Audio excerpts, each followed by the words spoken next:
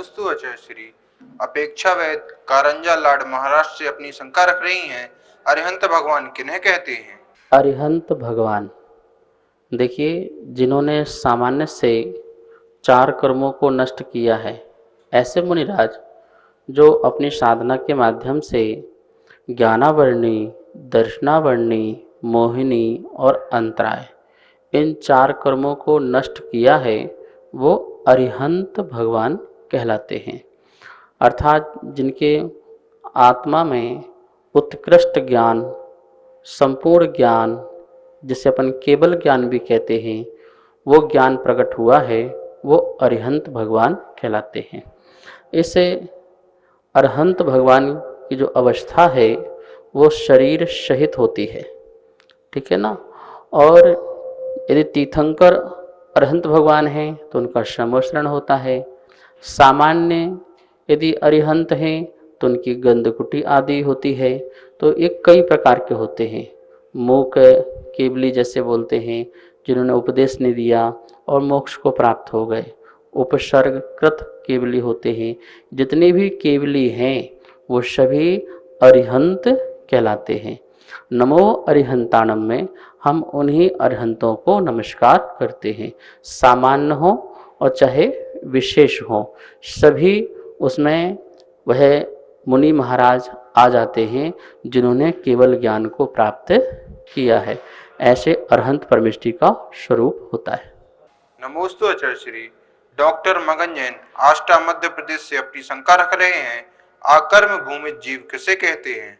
अकर्म भूमि जीव, अकर्म जहाँ पर कर्म नहीं किया जाता है, अर्थात जहाँ पर सिर्फ चिंतन मात्र से ही भोग की सामग्रियाँ प्राप्त हो जाती हैं, वो अकर्मज भूमि कहलाती हैं।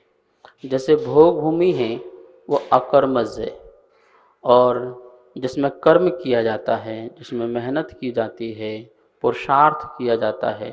पुरुषार्थ तो उसमें भी होता है, लेकिन यहाँ पर विशेष पुरुषार्थ होता है जिसके माध्यम से हम अपना जीवन यापन करते हैं।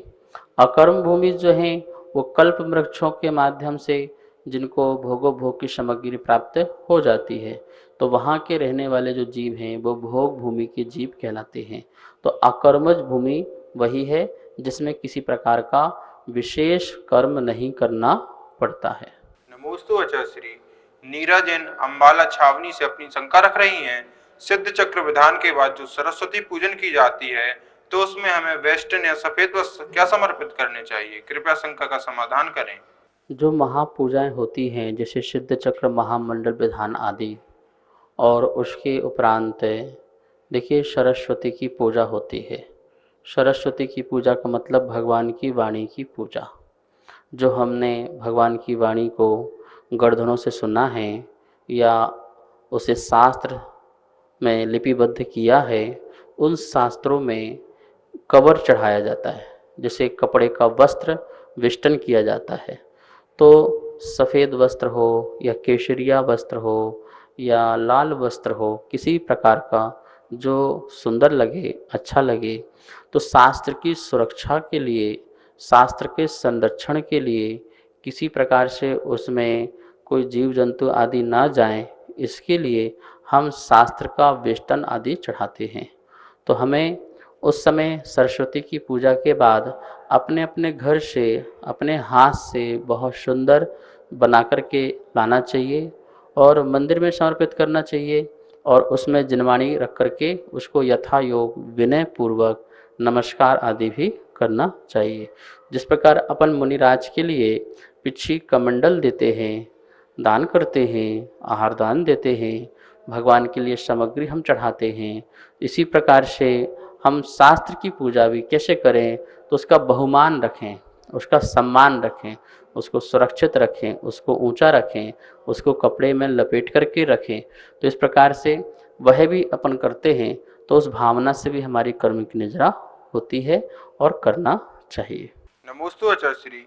सुरेंद्र कुमार जैन सेक्टर 18 द्वारका से अपनी शंका रख रहे हैं। 8 भूमियां कौन कौन सी हैं? कृपया कर शंका का समाधान करें। 8 जो भूमियाँ हैं, सप्त भूमियाँ तो हम अधोलोक में देखते हैं, रत्न, शर्करा, बालुका, पंक, धूम, तम, महातम, ये जो 7 भूमियाँ हैं, ये सभी जिस प्रकार से 7 नरक हैं, वो 7 नरक जो हैं इन सप्त भूमियों में ही हैं। जो पहली जो भूमि है उसके तीसरे भाग से पहला नरक चलता है, बाकी फिर हर पृथ्वी में एक एक नरक की व्यवस्था होती है। पहली जो पृथ्वी है उसके तीसरा भाग नरक का 2 भाग जो हैं वो उसमें भवनवासी वेंतर और उपरिम भाग में हम सब मनुष्य त्रंच जो 5 इंद्रिय आदि हैं वो इसमें होते हैं। तो इस प्रकार से ये 7 प्रकार की भूमियाँ ये हुई। और 8वीं जो भूमि है वो ईशत प्रागभार जो भूमि है वह है सिद्ध शिला जिसमें बनी हुई है, तो वो 8वीं भूमि है। हम लोग अर्घ में बोलते भी हैं अष्टम वसुधा पाने के लिए ये अर्घ सजो के लाया हूँ, तो 8 प्रकार का अर्घ लेके आया हूँ अष्टम वसुधा पाने के लिए। 8वीं पृथ्वी अर्थात हम आर्य आत्मा सिद्ध बन जाए और सिद्ध अवस्था को हम प्राप्त हो जाएं, सिद्ध शिला में जाएं। तो 7 पृथ्वी यह है अधोलोक संबंधी और 1 पृथ्वी ऊर्ध्वलोक में सबसे उपरिम भाग में वह पृथ्वी है। तो इस प्रकार से 8 ये पृथ्वी पूरे 3 लोक में पाई जाती है। नमोस्तु आचार्य श्री। दिनेश चंद अलवर राजस्थान से अपनी शंका रख रहे हैं, अंतरद्वीप में युगलिया मनुष्य रहते हैं क्या? अंतरद्वीप जो होते हैं लवण समुद्र और कालोदधी समुद्र में होते हैं, जिसमें कुभोग भूमियाँ होती हैं। वो अंतरद्वीप में 96 होते हैं, लवण समुद्र के और कालोदधी समुद्र दोनों मिलाकर के। और उसमें रहने वाले जो जीव होते हैं वो कुभोग भूमि वाले जीव कहलाते हैं। जो कि कुभोग भूमि लिखा है तो नियम से वहाँ पर युगलिया ही पैदा होते हैं। एक साथ नर मादा का जन्म होता है और उनके जन्म होते ही माता पिता की मृत्यु हो जाती है और कुछ ही दिनों में वो स्वयं ही अपने बड़े रूप में आकार में आ जाते हैं। उनका जो शरीर है वो बड़ा ही विचित्र रूप से होता है। मुख का आकार जो है अनेक प्रकार के जानवरों का होता है और नीचे का जो आकार है वो एक पैर, एक टांग या पूंछ वाला, इस प्रकार से विचित्र स्थितियां हैं वहाँ पर मनुष्य की। तो वहाँ पर एक साथ ही जन्म होता है, चूँकि भोगभूमि है वो भी तीसरा भोगभूमि काल कहलाता है वहाँ पर। तो ऐसे स्थान पर भी युगलिया ही जन्म लेते हैं। कुपात्रों को दान देने का फल जो है जिसे धर्म मान के दिया जाता है उसका फल वहाँ पर वो इस प्रकार के रूप को धारण करके भोगते हैं। चूँकि सुख तो है, कुभोभूमि है तो सुख तो है, लेकिन शरीर संबंधी जो है वो इस प्रकार की आकार विकृत रूप होती है, ऐसा कुभोभूमि कहलाती है। वहाँ के जीव युगलिया ही जन्म लेते हैं। नमोस्तु आचार्य श्री। शशि प्रभा जैन गांधीनगर से अपनी शंका रख रही हैं, रिद्धियां कितने प्रकार की होती हैं? रिद्धियाँ जो हैं सामान्य से 10 प्रकार की और उसके हम भेद करेंगे तो 64 प्रकार की रिद्धियाँ हो जाती हैं। ये 64 रिद्धि के धारी अरहंत तीर्थंकर होते हैं और 63 रिद्धि के धारी जो गणधर आदि होते हैं।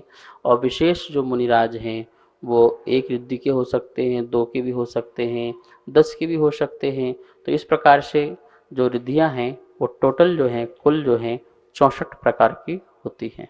सभी को सादर जय जिनेन्द्र। हमारे पास तत्वार्थ सूत्र के प्रथम अध्याय की पुस्तक छपकर आ चुकी है, जिसमें चित्रों और स्लाइडों के माध्यम से सरलीकरण करके अर्थ समझाया हुआ है, जो आचार्य श्री के श्रीमुख से समझाया गया है। और जो भी महानुभाव इस तत्वार्थ सूत्र की प्रथम अध्याय की पुस्तक को मंगवाना चाहते हैं एवं द्वितीय एवं तृतीय अध्याय की पुस्तकों को छपवाना चाहते हैं, वो नीचे दिए गए नंबर पर संपर्क करें। एवं जो भी पुण्यार्जक बनना चाहते हैं वो भी नीचे दिए गए नंबरों पर संपर्क करें। धन्यवाद। जय जिनेन्द्र।